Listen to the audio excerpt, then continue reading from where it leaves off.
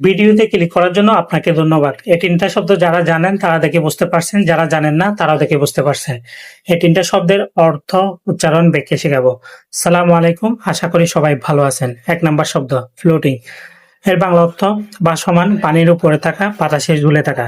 এই শব্দের ব্যাখ্যাটা দিচ্ছি আপনারা যাতে শব্দটা না বলেন এবং শব্দটা ভালোভাবে বুঝতে পারেন।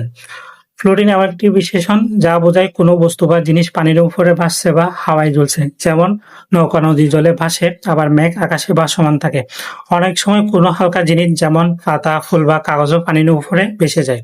ভাসমান মানে হলো জিনিসটি ডুবে যাচ্ছে না, বরং উপর থেকে ভারসাম্য রেখে টিকে আছে। এই শব্দটি ব্যবহার করে আমরা প্রাকৃতিক নানা দৃশ্য বোঝাতে পারি। আশা করি আপনারা শব্দটা বুঝতে পারছেন।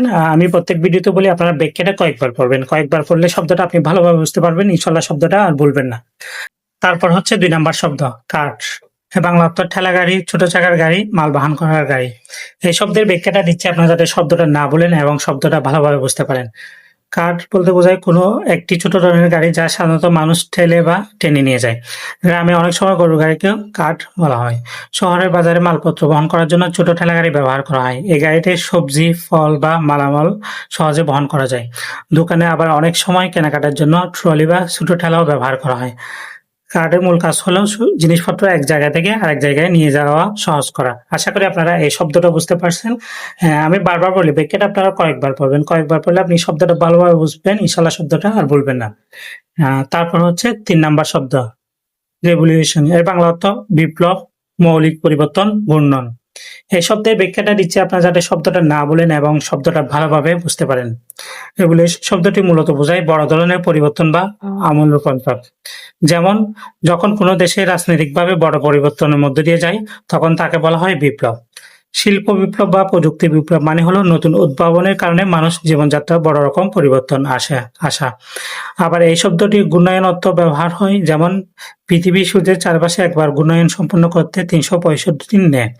অর্থাৎ রেভলিউশন মানে হতে পারে সমাজের পরিবর্তন অথবা কোনো কিছু চারপাশে ঘুরে আসা। আশা করি আপনারা এই শব্দটা বুঝতে পারছেন। আপনাদেরকে আমি এক নজরে এই ৩ টা শব্দ আবারও দেখাচ্ছি, আপনারা একটু ভালোভাবে দেখে নেন। এটা হচ্ছে আপনার ১ নাম্বার শব্দ। এটা আপনারা ভালোভাবে একটু পড়ে নেন। এখানে ব্যাখ্যাটা আপনারা আমার সাথে নাও মিলতে পারে, আমি এগুলা লেখার সাথে নাও মিলতে পারে, আমি এগুলো নিচ থেকে বলি। সেজন্য যদি আপনার কোনো ভুল মনে হয় ক্ষমার দৃষ্টিতে দেখবেন।